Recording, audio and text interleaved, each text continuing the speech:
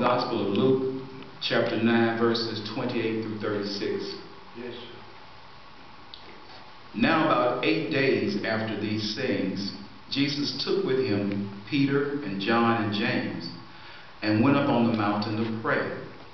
And while he was praying, the appearance of his face changed, and his clothes became dazzling white. Suddenly they saw two men, Moses and Elijah, talking with him. They appeared in glory and were speaking of his departure, Yes, sir. which he was about to accomplish at Jerusalem. Now Peter and his companions were weighed down with sleep. But since they had stayed awake, they saw his glory and the two men who stood with him. Yes, sir. Just as they were leaving him, Peter said to Jesus, "Master, it is good for us to be here. Let us make 3 dwellings, one for you, one for Moses, and one for Elijah," not knowing what he said. While he was saying this, a cloud came and overshadowed them, and they were terrified as they entered the cloud. Then from the cloud came a voice that said, "This is my son, my chosen. Listen to him." When the voice had spoken, Jesus was found alone, and they kept silent, and on those days told no one of the things they had seen. Yes. The word of God for the children of God. Thanks be to Thanks be to God. God. Thanks be to There's a storm out on the ocean, and it's moving this way. There's a storm out on the ocean, and it's heading this way.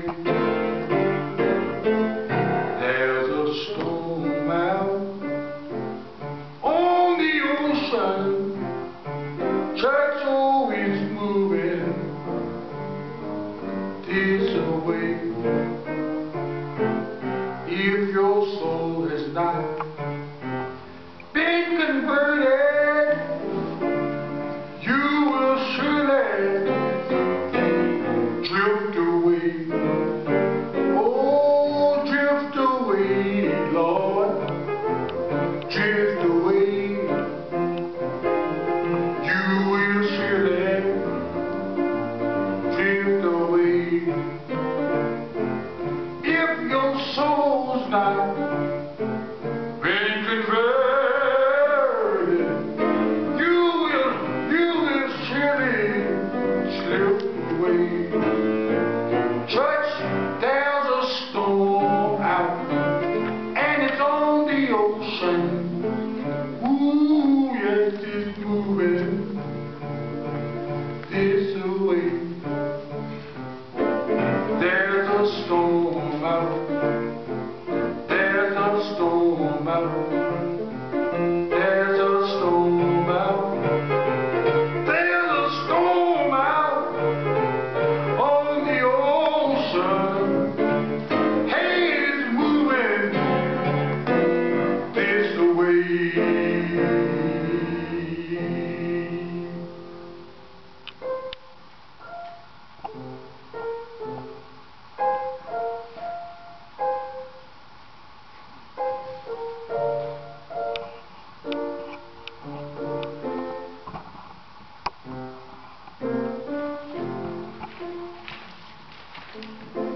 It's an interesting day to be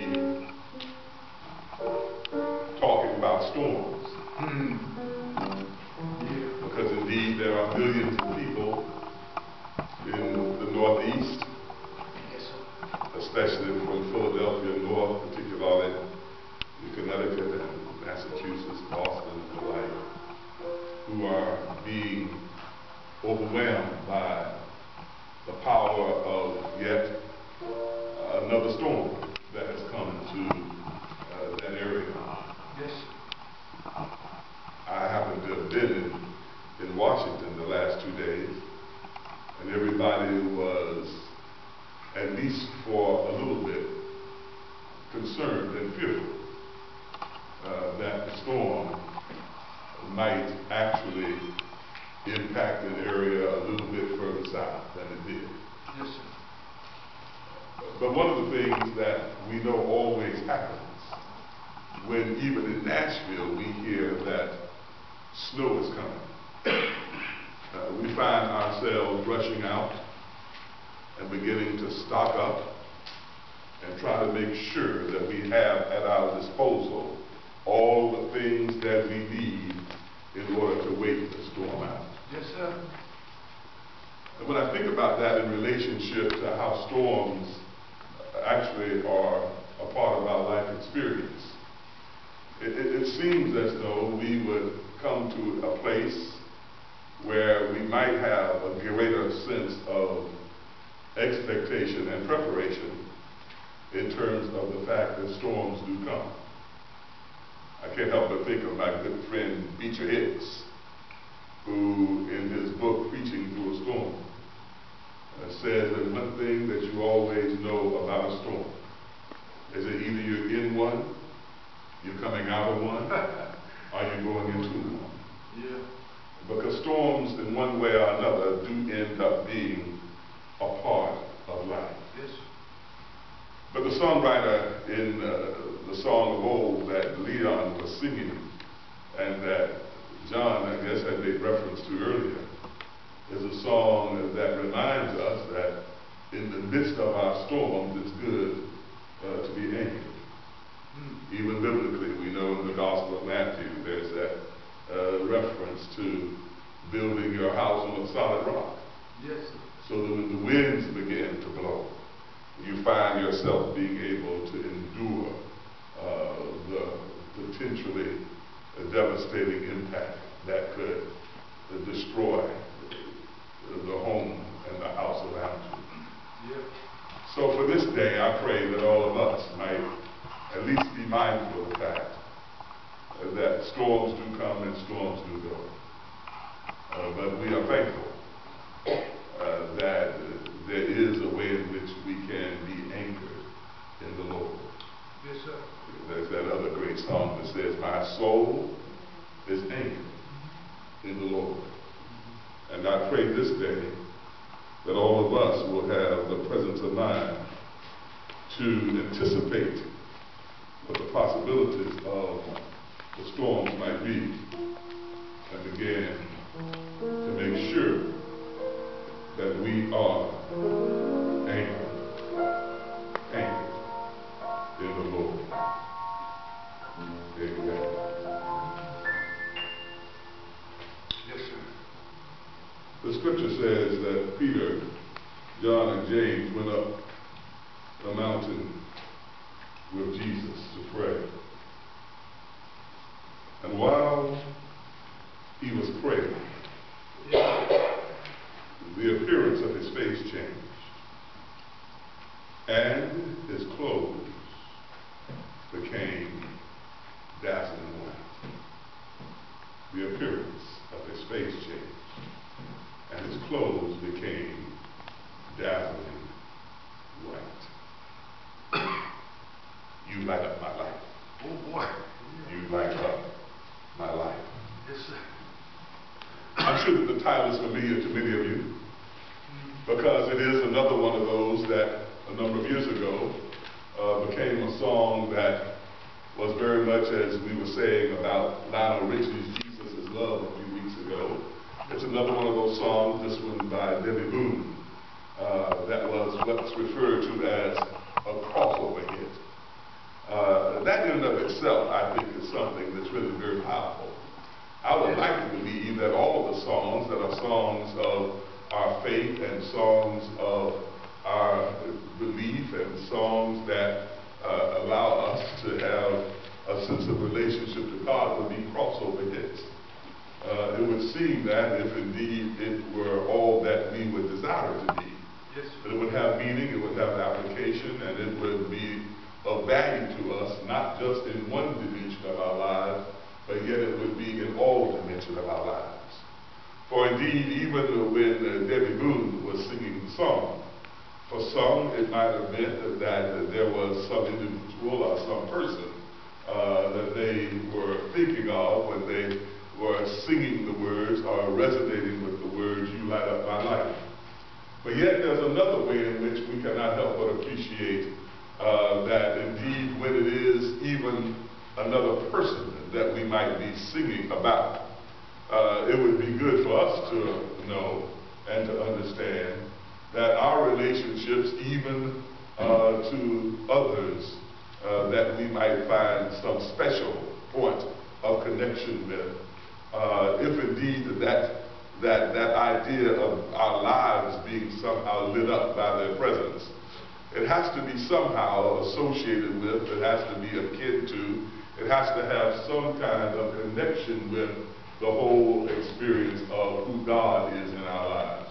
Yes, sir. Or indeed relationships that somehow do not come to have a degree of appreciation for the person that might be the object of our affection, our attraction, and our love, that somehow who they are and what it is that we feel is bigger than that which can easily be understood in any simple objective terms.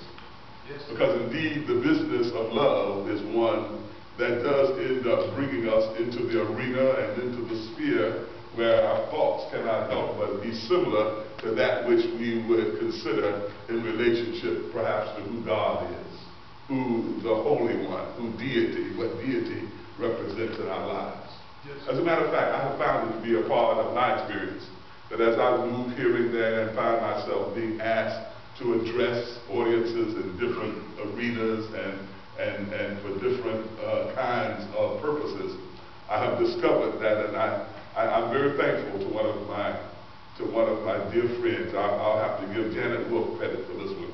Once when I was anxious, Sonny, about a speech that I had to deliver to a group of biomedical researchers, I remember I was agonizing over the message, and Janet said to me, "You know, it didn't invite you to be anybody other than who you are. So you might as well go and do what you do." And I tell people now all the time, you can invite me to come and do a lecture, you can invite me to come and do, the keynote address, you can come and invite me to do whatever you want to call it, but you always are going to get a message and a sermon. And there's a way in which I have been able to discover that ends up being very much within the realm of what's possible when you learn how to focus on universal kinds of representations and universal kinds of understandings of indeed the way in which that which is the mystical and that which is the extraordinary and that which is of the divine or holy. If you realize that the theme of light always seems to work. It works irrespective of the faith tradition that you might be dealing with or functioning in the context of. It doesn't make a difference if you're speaking to one who's Buddhist or to one who is Muslim or to one who's Jewish or perhaps even to those who have understandings of what it means to be Christian that might be different than we might begin to appreciate or understand. There's a way in which the theme of light always is one that you can use as a place of centering, a common ground in whatever the arena might be.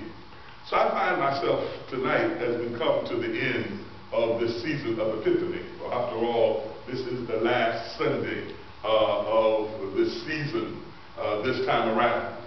And every week, I think we have tried to understand how this spirit of enlightenment and how this mystical aspect of the season is one that has meaning for us in terms of where we are as God's people in the times in which we live. I think it's so important because there's so many things that are I think, most easily referred to in a way that creates images of doom and gloom. Obviously, the things that continue to capture our attention in the media are that way. Yes. We end up being drawn to, we end up being almost forced to focus upon experiences that in one way or another are not what we like to think of as being associated with the light. but rather that which is less than the light, that which is somehow akin to a spirit that is sinister, a spirit that is evil, a spirit that seemingly is bent upon snuffing out the light. Whether it be the light that we think we see in the faces of young children, whether it be the light that we see in innocent persons who find themselves being the victims of rage and revenge and outrage and anger and hatred. We find ourselves somehow associating those things with being something less than the light. But when we have in our lives a relationship to one who indeed is the embodiment of the light, when we think about this story, there's a way in which we see Jesus and this moment of transformation, this moment that we talk about as being the story that occurs on the mountain of transfiguration. There's a way in which we find ourselves, I think, being able to benefit this day and every day from a relationship with one who is indeed the presence of light in our midst. A light that gives us a clarity that otherwise we cannot find. A light that gives us a kind of enlightenment that otherwise it's sometimes hard to discover in life. A light that comes as an energizing light. A light that helps us to be able to perhaps see in a way that otherwise we might not be able to see. It's interesting to me how significant light can be in terms of the impact that it has on the various experiences that we have in life. I think about it when I come into this building to worship, and I am still very much convinced that it was the right thing for us, that we would create a space that did not have stained glass or shaded windows, rose-colored or otherwise, but rather that we would create an environment where the light would be a part of the experience that we have when we come here. And yet there's a way in which I know that it still has to be that when we come in the evening, there's the dependence upon that which is the byproduct of having electricity and the lights that we have shining here. One of our discussions when we came in earlier tonight was what was going on with some of the lights in the room in terms of creating the ambiance, helping to keep the focus on the things that we think are primary and important and central to who we are. The light on the whosoever trademark, theme piece, it has become dimmed, and we find ourselves not being able to as easily be drawn to it, because usually where the light is focused is where our attention goes. I'm convinced it's good for us to keep our attention focused on the Lord, for indeed the Lord is our light. But let me just try to say at least a couple of things that I think this text would have us to appreciate this evening. There's so many different ways and there are so many different approaches that could be taken to this text. But I just want to talk about you light up my life and think about what that means in terms of who the Lord is in our lives. I just want to talk about it in terms of yesterday, today, and tomorrow. Yesterday, today, and tomorrow. It seems that when the presence of Moses and Elijah was recognized, that there's the way in which we find ourselves asking the question, and there's some theological debate that is still going on in terms of what their presence represented. But we do know that it says that they appeared in glory and were speaking of Jesus' departure. The text that precedes this is a text where Jesus speaks to the disciples and he's talking about his death and the resurrection. And there's a way in which I'm convinced that we have to consider how it is that those who have been a part of our lives in the past end up being a part of that which helps us to maintain our focus and maintain our centering on our faith in a way that reminds us that we do believe in this spirit of resurrection. that we do believe in this gift of eternal life. And it helps us sometimes when we're in the midst of moments, especially when it seems like either a sense of absence, a sense of loss, or even just a sense of the reality of life on a given day being somewhat overwhelming to us. It's good to be reminded of those who have gone before us. It's good to be reminded of those who have gone before us. Even in simple ways, I find that it brings some joy when you can just be reminded, when you think of somebody who's not around to do what they used to be. Kind of, it's interesting, you here tonight. I got off the plane at about 4:15. I realized that the cleaners closed at 5 o'clock. And I went dashing from the airport out to Green Hills to get my cleaning.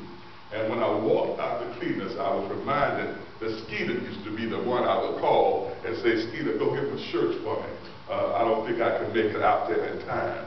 And even though it was a simple reminder, which on one level could have made me have a little bit of sadness in terms of the fact that Skeeter's not around to do that anymore, I found myself still having some sense of joy when I thought about the fact that I know where Skeeter is. Isn't it nice to be able to have that sense of what death represents? Because after all, what Moses and Elijah, it says, were talking to Jesus about was the fact that that his departure was coming, that he was going to have to experience death. But yet there's a way in which when we deal with the past, when we deal with our yesterdays, and we can't dwell in yesterday, but it is good to be able to know that the experience of yesterday in relationship to the persons who have impacted and influenced and guided and nurtured and been a part of our lives, it sure is good to have that to light up our lives. It would be easy to be stuck in our sadness, to be stuck in our grief, to be stuck in that place that we can't get beyond. But our lives can be lit up because of who Jesus is. Because Jesus is the one that lights up the sadness. Jesus is the one that dispels the doom and the gloom of death.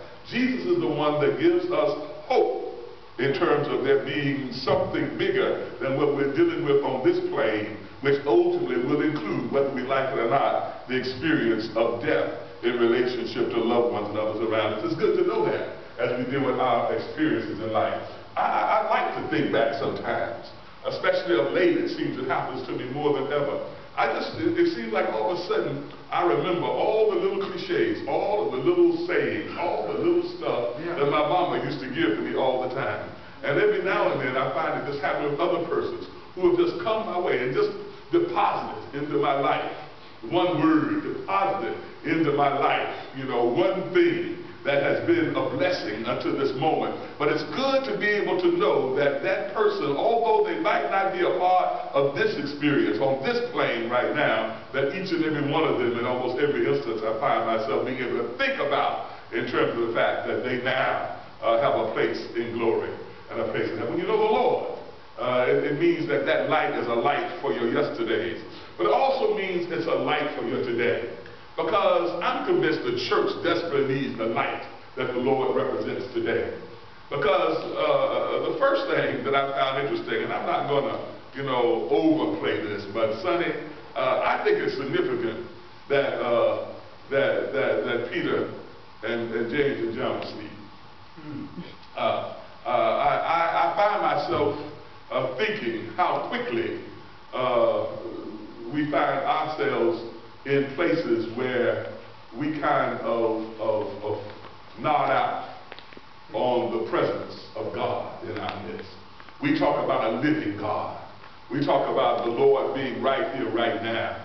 And there's a way in which I think what happens to us is that we miss that which the Lord might be trying to impart unto us because we are sleeping on the job. I can't help but think about how the same kind of experience happened in Gethsemane, where indeed when they were there, he said, just wait here for a moment while I go and pray. Every time he came back, they would sleep again. What do you do with a sleeping church? What do you do with a sleeping church? And the church ends up being in some ways a sleeping giant, in the world and the times in which we live. I'm reminded, somebody says every now and then that the Catholic Church is the largest landowner in the world. And I know how people use that kind of thing to leverage and to influence and to impact change in the world. It's interesting, though, that that's not the way it happens. It's a sleeping giant. Perhaps we find ourselves looking at the ways in which, even in our communities, that the largest deposit of any aspect of our community into the banks that we do business with end up being the resources that go from our churches into these financial institutions. And then we ask ourselves the question, but what do we do with that in terms of what the possibilities are? Or we end up being, again, like them when they realized and saw that, that they got caught up in their yesterday. And they found themselves so stuck on their yesterday, they said, well, look, maybe what we can do is let's build 3 tabernacles. Let's build 3 houses. And isn't that like the church? Well, we find ourselves here. The presence of God is the presence that brings, I'm convinced, a light that's bigger than brick and wood and stone and mortar. But we find ourselves always trying to make God fit in a box. We've got these God boxes all around the community. We've got these God boxes all around the country and all around the world. But we spend so much time building God boxes. And sometimes our God boxes are built in honor of the yesterdays instead of the resource being a part of what can happen to today. Whenever I was in Durham, I guess, on Thursday for Black AIDS Awareness Day to speak for an event. I cannot go to Durham ever and not appreciate the presence of Duke University. Duke is to Durham what Vanderbilt is to Nashville. But Duke has something that Vanderbilt doesn't have, or Vanderbilt probably has its variation of it. But the Duke Chapel has got to be one of the finest buildings you will ever see. The Gothic architecture and all that's there. But when I think about what that chapel really is, it's a tombstone. Because the Duke family built that chapel in order that they would be able to bury their ancestral folks up under it. The catacombs in that chapel, that's the tombstone on top of the graves, the yesterdays, somehow not being maybe fully, and I would like to believe that what it really represents is a testament to the presence of an eternal God. I would really like to believe that. But then there are other things that I find to be contradictions in the institution and everything. Well, anyway, don't let me go too far with that. But what I'm saying to you is this. Our today, in the presence of the light, what is it that we need to do? And I'm convinced this text helps us to think about the fact, because Jesus makes it clear very quickly. And the Lord speaks to them in order to just kind of say, look, and maybe that's what the Lord has to do sometimes in order to yank us back. Because it says that while they were saying this, it's like God just said, maybe what I have to do is let me dim the light for a minute in order for y'all to be able to see. Because it says a cloud came down and they were terrified by it. And then the cloud at least gave them the moment. Isn't it interesting that sometimes it takes clouds in our lives for us to hear the Lord? It takes storms in our lives sometimes, but sometimes they say in the midst of that cloud that the Lord spoke. And the Lord just simply said to them, this is my son. This is my son. This is my son, my chosen. Listen to him. And it says that when that had happened, that Jesus was then standing there alone. All I want to say to us tonight is that Jesus is the one who can light up our lives in a way that helps us to put our yesterdays, our todays, and our tomorrows in right perspective. But it ends up being incumbent upon us not to allow the grief of yesterday to overcome and to outweigh the joy of the promise that's been given us by God for those who have gone before us. And don't let our sense of agenda of today become more important than God's agenda. Because I think that a lot of what we see in terms of building great tabernacles is not so much to do with what God would have, but what we would have, Yes, sir. and not with the work that God would have us to do. And when we go forward, it gets to be important to know, with every step that we take, we need to remember to hear the voice of God that's saying to us, this is my son, the chosen one. Listen to him. If you listen to him, you don't get caught up in the trivialities of life. When you listen to him, you realize that everything he had to say was about caring for, responding to, and addressing the needs of those in our world who somehow are not the beneficiaries of that which is basic and necessitous for life. When you listen to him, you hear a word that talks about unconditional love, a word that does not separate and divide, but rather a word that unifies and makes whole. When you listen to him, you hear the voice of one who speaks to the hurts and the pains in a way that allows there to be a light of life